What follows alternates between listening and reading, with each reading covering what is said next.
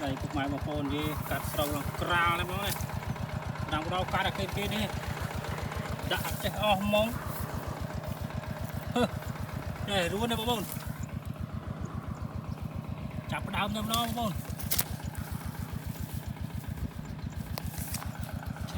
chặt đau bông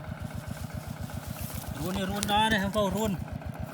rồi là dùng chặt đau nhầm nó nè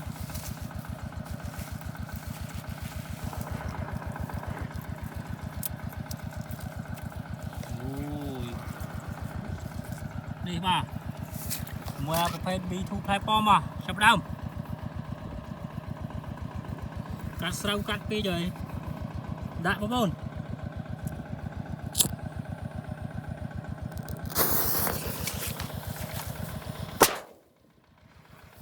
ai